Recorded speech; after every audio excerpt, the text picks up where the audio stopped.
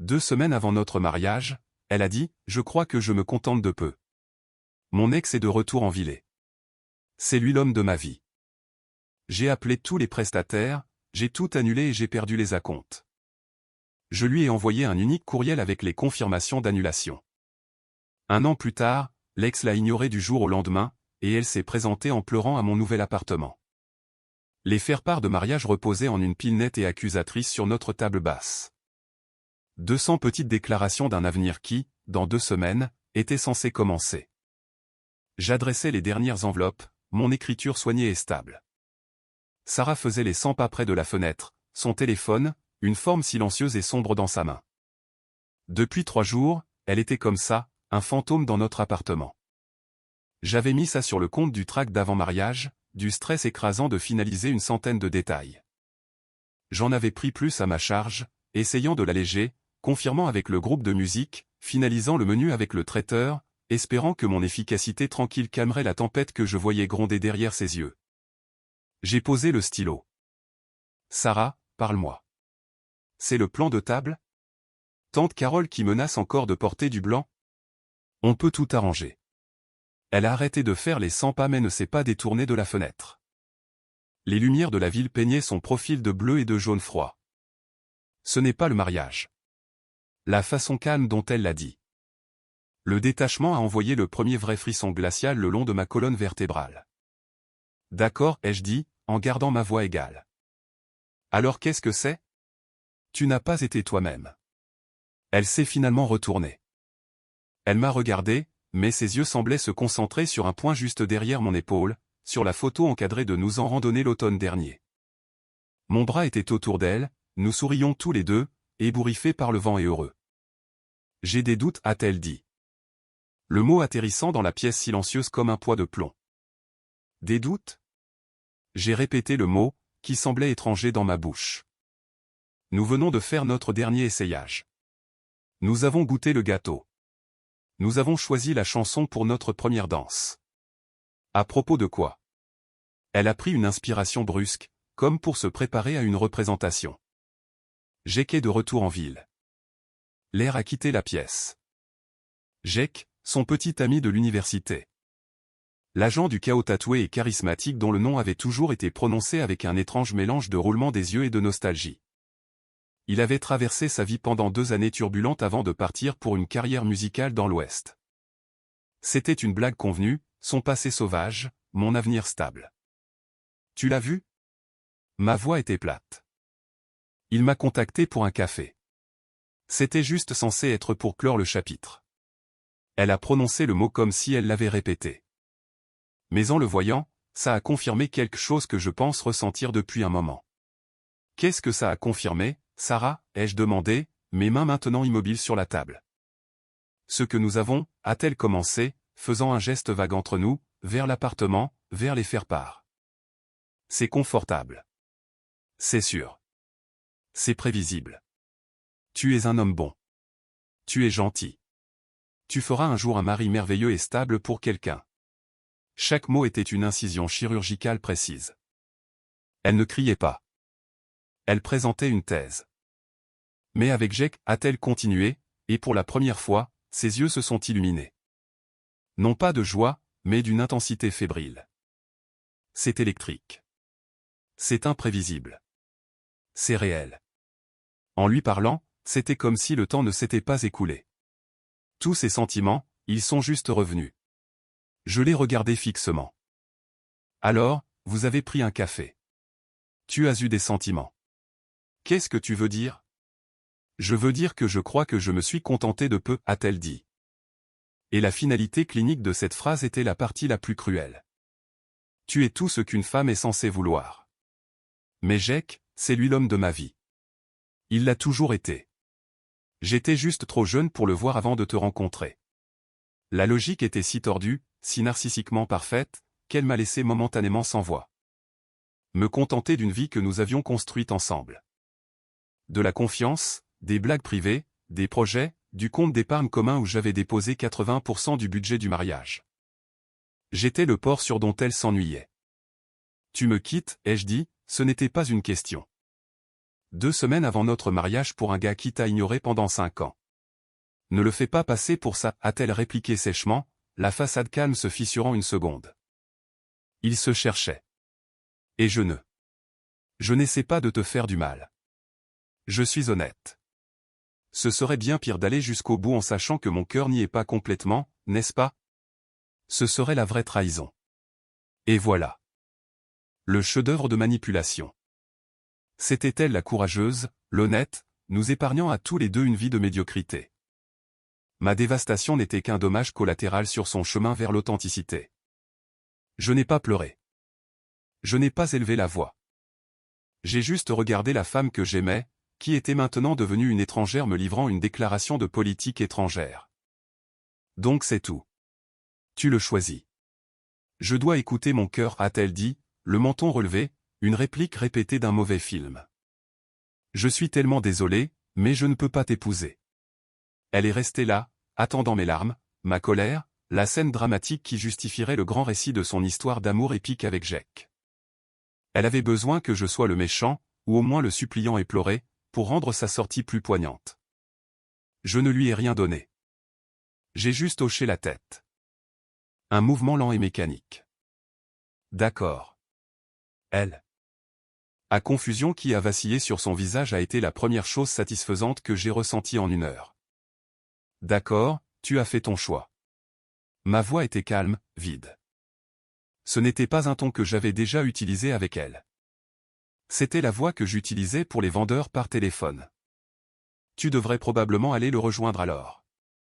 Elle a hésité, décontenancée. Ce n'était pas dans le script? J'ai besoin de prendre quelques affaires et nous devons parler de tout ça. Elle a agité une main vers les faire-part. L'appartement. Il n'y a rien à dire, ai-je dit en me levant. Je me sentais détaché, flottant au-dessus de mon propre corps. Tu as mis fin à notre relation. Le reste n'est que logistique. Prends ce dont tu as besoin. Je serai dans la chambre. Je me suis éloigné d'elle, la laissant seule dans le salon, entourée des ruines d'un mariage qu'elle ne voulait plus. J'ai fermé la porte de la chambre et j'ai écouté. J'ai entendu le bruissement d'elle attrapant une valise dans le placard du couloir. Les bruits étouffés de ses mouvements dans l'appartement pendant 10 minutes. Puis la porte d'entrée s'est ouverte et s'est refermée avec un clic doux et final. Le silence qu'elle a laissé derrière elle était le son le plus fort que j'ai jamais entendu. Je n'ai pas dormi. Je me suis assis sur le bord du lit dont elle venait de vider son côté dans le noir et j'ai laissé l'engourdissement me maintenir en un seul morceau. Quand la lumière grise de l'aube s'est glissée, l'engourdissement s'était cristallisé en autre chose. Un objectif froid, clair et singulier. Le mariage était un contrat. Elle l'avait annulé. Mon travail consistait à mettre fin administrativement à tous les actifs associés. Je me suis fait un café. La routine familière était une encre. J'ai sorti mon ordinateur portable et ouvert le tableur principal du mariage. Ma création, avec un code couleur pour les contacts, les coûts et les dates d'acompte. Je n'ai ressenti aucune colère en le regardant. Ce n'était qu'un plan de projet pour un événement qui n'aurait plus lieu. J'ai commencé une nouvelle liste sur un document vierge. Une liste d'élimination. Lieu de réception, le Riverside Conservatory. Traiteur, Maison Blanche. Fleuriste, Bloom et compagnie. Pâtissier, Sweet Artistry. Groupe, The Silver City Combo. Photographe, Lance & Light. Location, Premier Party Supply. Ma main était stable quand j'ai pris mon téléphone. J'ai d'abord composé le numéro du Riverside Conservatory. Il était 8h02 du matin. Riverside Conservatory. Marsha à l'appareil. Bonjour Marsha, c'est Mark Evans. J'ai une réservation d'événement pour le 19 de ce mois. Oh oui, le mariage Evans-Williams. Tellement excité pour vous. Que puis-je faire pour vous? Je dois annuler complètement l'événement. Une pause. Oh, je suis vraiment désolé d'entendre ça. Est-ce que tout va bien? Voudriez-vous discuter d'un report? Non, merci. Une annulation complète. Je comprends que la compte est perdue selon notre contrat. Eh bien, oui, c'est exact. Mais êtes-vous sûr? C'est vraiment à la dernière minute. L'acompte total était assez substantiel. J'en suis sûr. Veuillez traiter l'annulation et envoyer la confirmation écrite à l'adresse électronique enregistrée. Merci pour votre aide, Marsha. J'ai raccroché avant qu'elle ne puisse offrir ses condoléances. Je ne voulais pas de pitié. Je voulais des confirmations. J'ai appelé le traiteur ensuite, puis le fleuriste. Mon script était le même. Poli, définitif, dénué d'émotion. J'étais un robot du service client exécutant une commande. Je dois annuler la commande pour le 19. Annulation complète. Oui, je renonce à l'acompte. Veuillez envoyer la confirmation par courriel. À chaque appel, un morceau de notre avenir imaginé était démantelé. Le plat de saumon, les centres de table de pivoine, le gâteau à la vanille à 3 étages, la playlist du groupe qui se terminait par You Are the Best Thing, tout était parti. Converti en relevé de perte dans une boîte de réception. J'ai gardé le groupe pour la fin. Le photographe, les locations. Ma voix n'a jamais faibli. J'opérais dans le vide. Le coût financier était stupéfiant. Des milliers de dollars, la plupart provenant de mes économies. Mais l'argent semblait abstrait. C'était le coût d'un exorcisme. Des frais pour faire disparaître le futur fantôme. À 10h15 du matin, c'était fait. Ma boîte de réception a commencé à sonner, une par une, avec des pièces jointes PDF intitulées « Confirmation d'annulation ». J'ai fait une seule valise, des vêtements, des articles de toilette, mon ordinateur portable, la petite boîte verrouillée avec mon passeport et mes documents importants.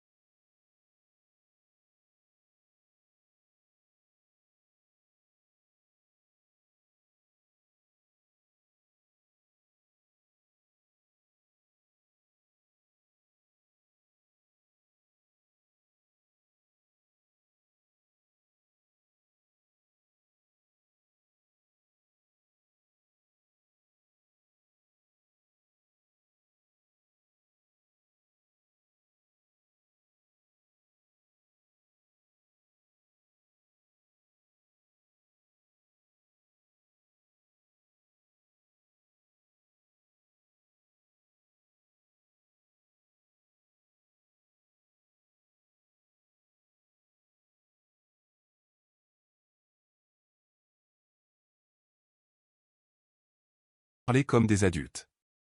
Puis, tu ne peux pas simplement tout annuler unilatéralement. Mes parents appellent. Puis un message vocal. Je l'ai écouté sur haut-parleur, le visage sans expression. Sa voix était stridente, dépouillée de tout son calme calculé précédent. Marc, qu'est-ce qui ne va pas chez toi? As-tu la moindre idée de l'argent que tu viens de jeter par les fenêtres? Ma mère est hystérique. Tu ne peux pas simplement. Tu dois rappeler ces gens et arranger ça. Ce n'est pas comme ça qu'on gère un désaccord. Rappelle-moi tout de suite, égoïste, bâtard fou. Clic. J'ai supprimé le message vocal. J'ai lu le dernier message qui était arrivé il y a 1 heure. Sarah, je viens chez toi. Nous allons en parler. Elle parlait à un appartement vide. J'ai reposé le téléphone sur la table de chevet, l'écran vers le bas. Le silence dans la chambre beige était pur. Il était à moi. C'était la première chose qui m'appartenait entièrement depuis longtemps. Je me suis allongé sur le couvre-lit générique de l'hôtel et j'ai fixé le plafond, en l'écoutant.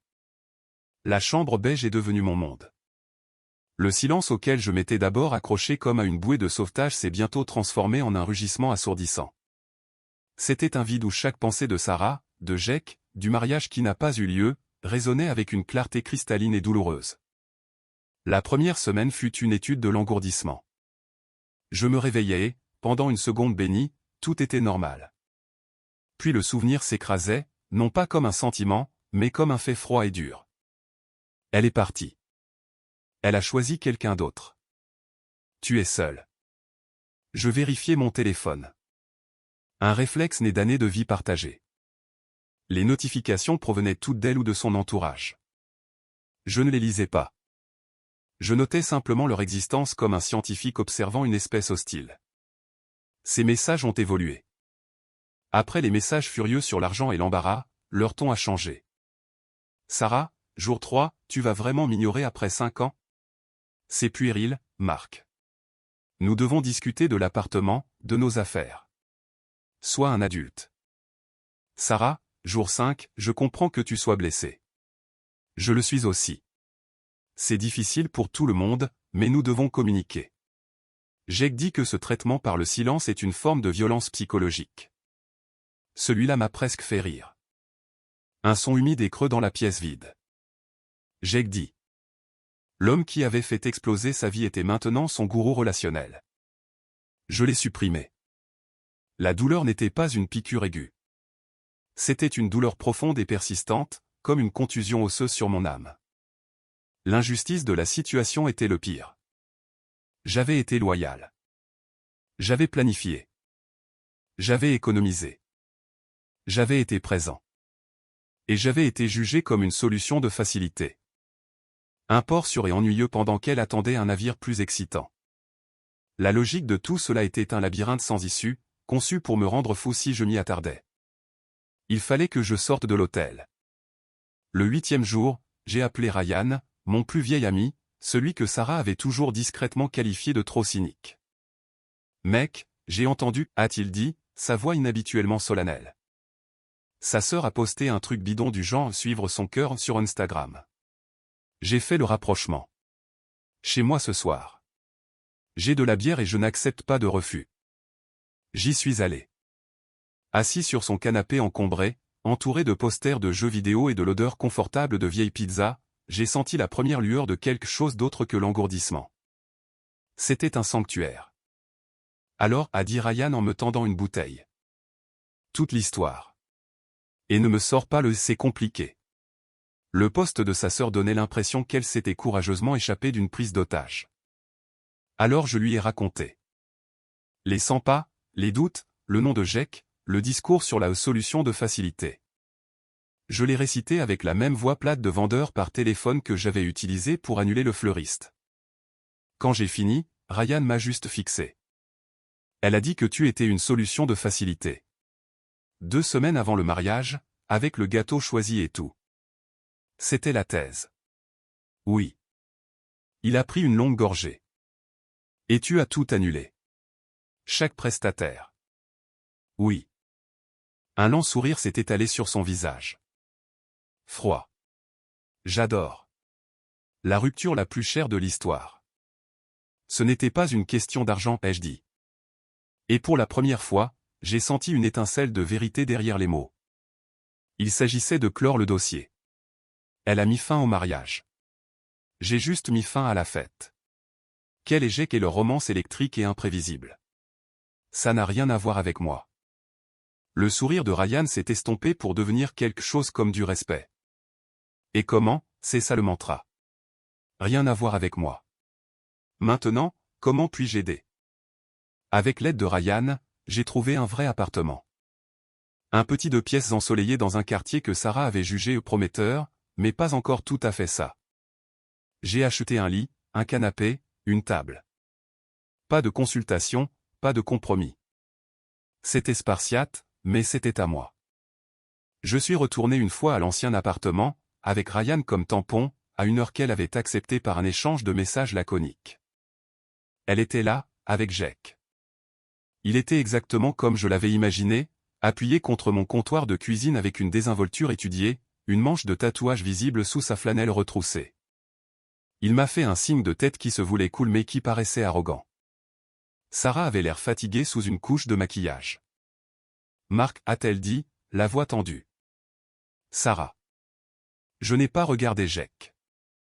Je suis passé devant eux pour aller dans la chambre où j'avais laissé des cartons pour mes affaires. Ryan a suivi, lançant un regard foudroyant à Jake qui a fait que l'autre homme s'est déplacé mal à l'aise. Pendant que nous sortions les cartons, je l'ai entendu siffler à Jake dans le salon, « Va juste attendre dans la voiture, d'accord ?» Il est parti sans un mot pour moi. Lors de mon dernier voyage, debout dans l'embrasure de la porte de l'appartement pour la dernière fois, elle a parlé. « Tu as l'air bien », a-t-elle dit. Une tentative maladroite de quelque chose. De civilité, de pêche au compliment. « Merci », ai-je dit, en hissant le dernier carton. Je ne lui ai pas retourné le compliment. Elle n'avait pas l'air bien. Elle avait l'air tendue et maigre. « J'espère.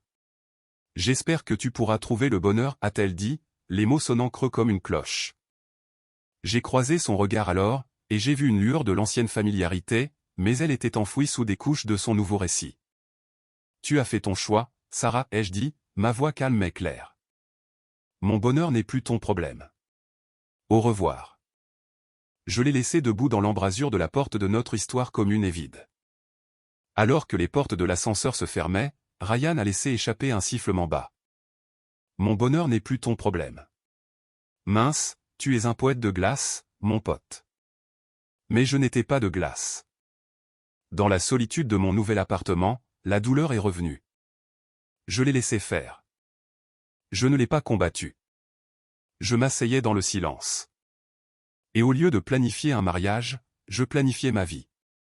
J'ai rejoint un groupe de randonnée le week-end. Je me suis enfin inscrit au cours de menuiserie dont j'avais toujours parlé. Je me suis plongé dans le travail, non pas comme une évasion, mais comme une fondation.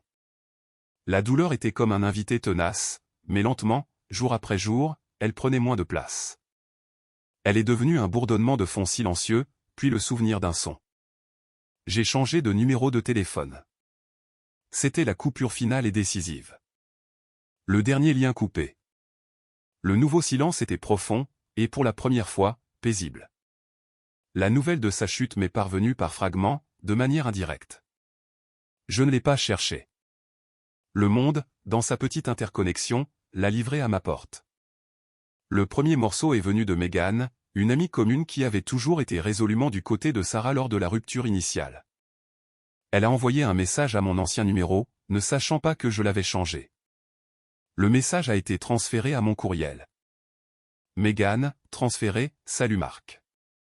Je sais que tu nous détestes probablement tous, et je comprends, mais j'ai pensé que tu devrais savoir que les choses avec Jake ne vont pas bien. Il n'est pas celui qu'elle pensait. Il lui a pris beaucoup d'argent pour un projet d'entreprise et il n'est jamais là. Elle est au plus mal. Je me sens juste coupable.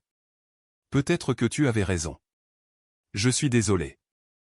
J'ai fixé les mots sur mon écran. Peut-être que tu avais raison. Pas des excuses pour moi, mais une confession de son propre mauvais jugement. Je n'ai rien ressenti. Aucune joie maligne. Aucune pitié. C'était un bulletin météo d'un pays que j'avais quitté. Conditions orageuses. J'ai supprimé le courriel. Le deuxième morceau était visuel. Ryan, toujours en éclaireur vigilant, m'a envoyé une capture d'écran. Elle provenait de l'Instagram de Jake, qui était public. Le post était une photo floue de la route depuis la fenêtre d'une voiture. La légende, il faut continuer à bouger. En route pour la prochaine ambiance. Main de la victoire, le texte de Ryan qui l'accompagnait disait « Silence radio pendant 3 semaines ». Puis ça, hier. Il a envoyé une autre capture d'écran. C'était un post en story, juste du texte sur un fond sombre. On pouvait y lire « Quand tu réalises que l'aventure n'était qu'un détour vers nulle part ». L'intrigue s'épaissit, a écrit Ryan. Ou plus précisément, s'effondre. Le dernier morceau, définitif, est venu de mes parents. Ma mère, qui avait eu le cœur brisé mais qui m'avait farouchement protégé, a appelé un soir, sa voix empreinte d'une satisfaction sinistre. Tu ne devineras jamais sur qui ton père est tombé au club de golf, a-t-elle commencé. Le père de Sarah, ai-je deviné, appuyé contre le comptoir de ma cuisine. Par la fenêtre, je pouvais voir les lumières de mon nouveau quartier scintiller paisiblement. Bingo. Et il avait l'air, selon ton père, d'avoir vieilli de 10 ans. Il n'était que faux sourire jusqu'à ce que ton père demande comment allait Sarah. Alors il s'est juste dégonflé. Ma mère a fait une pause et j'ai pu entendre le tintement de sa tasse de thé. Apparemment, ce personnage de Jake l'a saigné à blanc. Il lui a pris près de 15 000 € pour du temps en studio d'enregistrement. Qui n'a jamais existé. Puis le mois dernier, il a tout simplement disparu. Il a vidé ses affaires de son appartement pendant qu'elle était au travail et l'a bloqué partout. Il l'a laissé avec une carte de crédit au maximum qu'il avait empruntée. J'écoutais, en regardant un couple se promener main dans la rue en bas. Je ressentais un intérêt distant, académique. C'est malheureux, ai-je dit. Malheureux, a bégayé ma mère. C'est la justice karmique, voilà ce que c'est. Elle a tout détruit pour un escroc de bas étage. Et maintenant, Marc, écoute ça. Maintenant, elle dit aux gens qu'elle a fait une terrible erreur, qu'elle a été manipulée, qu'elle n'a jamais cessé de t'aimer. Elle essaie de réécrire l'histoire. Laisse-la faire, ai-je dit, ma voix calme. Son histoire n'a rien à voir avec mon présent. Il y a eu un long silence à l'autre bout du fil. Tu vas vraiment bien, n'est-ce pas, a-t-elle dit, son ton passant de la fureur à l'étonnement. Je me construis une belle vie, maman. Une vie tranquille. Ce qu'elle fait, c'est juste un bruit provenant d'une autre pièce. Mais le bruit essayait de retrouver son chemin jusqu'à ma porte. Une semaine plus tard, un message vocal est apparu sur mon nouveau numéro privé. Je n'ai aucune idée de comment elle l'a obtenu. La voix de sa mère, sirupeuse et tendue, a rempli ma voiture alors que je rentrais de mon cours de menuiserie. Marc, mon cher, c'est Linda, la mère de Sarah. Je sais que c'est très inhabituel. Nous avons tous traversé une telle épreuve, n'est-ce pas? Cet homme horrible. Il a vraiment fait du mal à notre fille. Elle ne va pas bien. Elle a perdu tellement de poids. Elle ne fait que s'asseoir et pleurer. Elle réalise maintenant ce qu'elle avait, ce qu'elle a jeté dans un moment de folie. Nous faisons tous des erreurs, Marc. Tu l'as aimé un jour. En tant que mère, je t'en supplie. Parle-lui, c'est tout. Juste un café. Elle a besoin de tourner la page. Tu es un homme bon. Ne penses-tu pas que tu lui dois bien ça? Après toute votre histoire? La manipulation était si épaisse qu'elle en était presque impressionnante. Notre fille, une épreuve, ne lui dois-tu pas ça? J'ai senti une pointe de colère froide. Non pas pour moi, mais pour l'audace pure et simple. Le sentiment de droit qui croyait que ma paix était quelque chose que je devais à la personne qui l'avait brisée. Je ne l'ai pas supprimé immédiatement. Je l'ai gardé. Je l'ai réécouté en rentrant chez moi, assis dans mon salon calme et propre, entouré de l'odeur de pain fraîchement coupé de mon projet de cours. J'ai écouté chaque mot insinuant et chargé de culpabilité. Puis j'ai rédigé un message. Je ne l'ai pas envoyé à sa mère. Ce serait un engagement. Je l'ai envoyé à Ryan. Moi, sa mère vient de me laisser un message vocal, jouant la carte de la fille malade, disant que je dois à Sarah de l'aider à tourner la page. Ryan, lol. L'audace. Quelle est ta prochaine action, général fantôme? J'ai regardé autour de moi dans mon appartement, les livres sur mon étagère choisis par moi. Les chaussures de randonnée près de la porte, la boîte en merisier à moitié finie sur mon établi. C'était ma vie. Elle était petite et elle était réelle et elle était intouchable. Moi, aucune action. C'est un fantôme. On ne négocie pas avec les fantômes. J'ai supprimé le message vocal. Le chapitre était terminé. Le personnage principal était passé à autre chose. Mais en éteignant la lumière, une certitude froide s'est installée dans mon ventre. Les fantômes ne savent pas toujours qu'ils sont morts. Et celui-ci, désespéré et en pleine décomposition, allait essayer de hanter un endroit qui n'était plus sa maison. Le premier message est arrivé un mardi soir. Je ponçais les bords de la boîte en merisier. Le bruissement rythmique était une méditation. Mon téléphone a vibré sur l'établi. Numéro inconnu. Marc. C'est Sarah. Je sais que tu as changé de numéro. J'ai dû supplier ma cousine qui travaille chez l'opérateur mobile. S'il te plaît, ne sois pas en colère. J'ai besoin de te parler. La sueur dans l'air sembla s'arrêter une seconde. Je n'ai ressenti qu'un léger agacement distant face à cette violation de ma paix. J'ai posé le téléphone face contre table et j'ai continué à poncer. Le voyant de notification a clignoté avec insistance pendant un moment, puis s'est éteint. 2 jours plus tard, un autre numéro inconnu. Je sais que tu vois ces messages. S'il te plaît. J'ai fait la plus grande erreur de ma vie. Ce que Jake et moi avions, ce n'était pas réel. C'était un fantasme. Ce que nous avions était réel. Je suis tellement désolé pour la façon dont j'ai tout dit. Pour tout. Ces mots étaient un disque rayé, grésillant et faux. La grande romance avait été réduite à un fantasme. La connexion électrique était maintenant une erreur. J'ai supprimé le message. La semaine suivante, le téléphone a sonné, le même numéro inconnu. Je l'ai laissé aller à la messagerie vocale. 1 heure plus tard, la notification est apparue. Je l'ai écouté en remuant des pattes sur ma cuisinière. Sa voix était épaisse, tremblante. Et, c'est moi. Écoute, je suis chez mes parents. Jake est parti. Il a pris de l'argent. Il a tout pris. Et tout ce à quoi je peux penser, c'est comment j'ai jeté la seule bonne chose réelle que j'ai jamais eue avec toi. Je suis tellement perdu, Marc. Je ne m'attends pas à ce que tu me pardonnes. J'ai besoin d'entendre ta voix. J'ai besoin de savoir s'il y a ne serait-ce qu'une chance sur 1 million que tu puisses un jour me regarder à nouveau. S'il te plaît, rappelle-moi. Et voilà. Pas des excuses pour moi, mais une confession de sa perte. De ses conséquences. Le message vocal s'est terminé par un sanglot doux et répété. Je l'ai supprimé et j'ai servi mes pâtes. Elles étaient bonnes. Le silence dans mon appartement était meilleur. Les singes volants, comme les appelait Ryan, ont été déployés ensuite. D'abord Megan, à nouveau, cette fois par courriel. Megan, Marc, elle ne va vraiment pas bien. Je sais qu'elle t'a fait du mal, mais elle est assez punie comme ça, tu ne crois pas? Ce type l'a détruite. C'est une coquille vide. Elle pleure tous les jours. Elle ne parle que de toi et de la vie qu'elle a jetée. Est-ce que ça te tuerait de lui envoyer un message? Justin, j'espère que tu guériras, quelque chose. Tu étais si gentil avant. Tu étais si gentil avant. Le summum de la culpabilisation. Ma gentillesse était un trait qu'elle avait apprécié quand il la servait et maintenant c'était une arme à utiliser contre moi pour ne pas la dispenser sur demande. Je n'ai pas répondu. Puis un message Facebook de son frère David, que j'avais autrefois aidé à déménager. Et mec, ça fait longtemps. Écoute, je ne vais pas y aller par 4 chemins.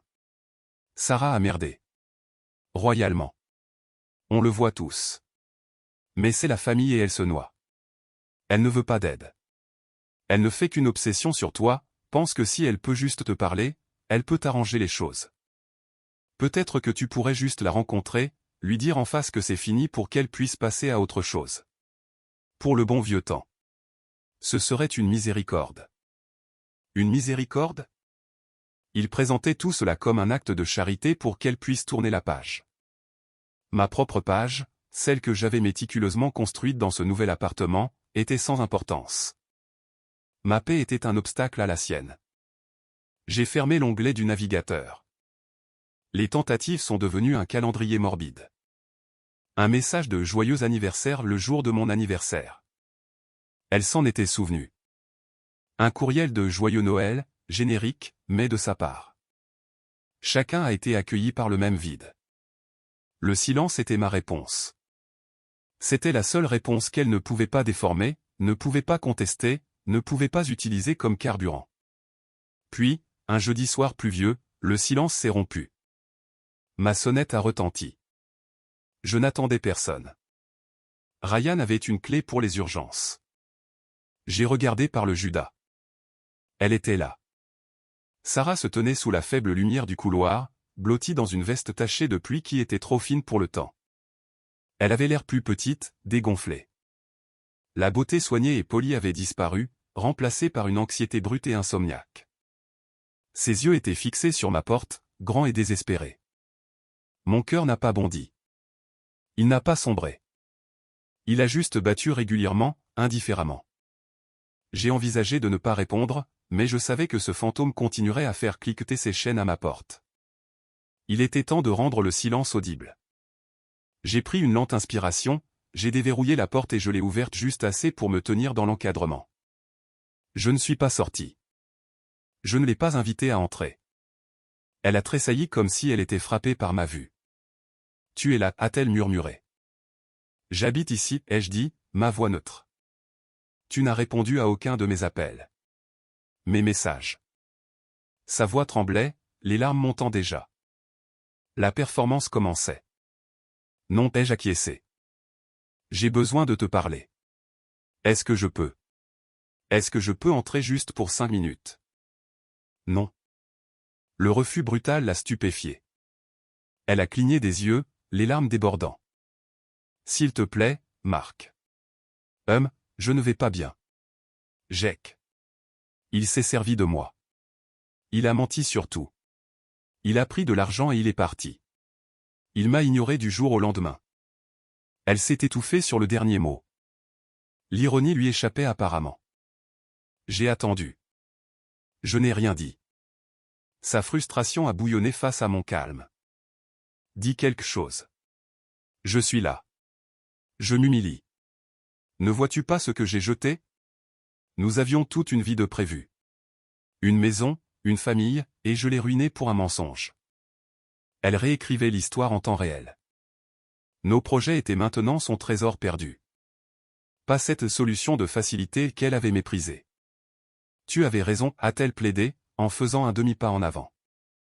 Je n'ai pas reculé. Mon immobilité était un mur. Surtout. J'étais aveugle. J'étais stupide. Je n'ai jamais cessé de t'aimer. Ça a toujours été toi. C'était la réplique. Celle qu'elle avait probablement répétée devant le miroir. Elle flottait dans l'air humide du couloir, bon marché et théâtral. J'ai enfin parlé. Ce que tu traverses, ai-je dit, mon ton plat, conversationnel. N'a rien à voir avec moi. Elle a fixé, la bouche légèrement ouverte. Quoi? Bien sûr que si. C'est à cause de toi. Parce que je t'ai perdu. Tu ne m'as pas perdu, Sarah. Tu m'as rendu. Tu as été très clair. J'ai qu'été l'homme de ta vie. J'étais une solution de facilité. Tu as fait ton choix. Mais j'ai fait le mauvais choix, a-t-elle gémi, son sang-froid se brisant en une détresse authentique et laide. C'était une erreur. Les gens font des erreurs. Ne crois-tu pas aux secondes chances? Ne crois-tu pas que l'amour que nous avions vaut la peine d'être sauvé? Je l'ai regardée, cette étrangère pleurant sur mon paillasson. J'ai senti une distance vaste et intouchable entre nous. L'amour que nous avions a pris fin au moment où tu as décidé que c'était une solution de facilité.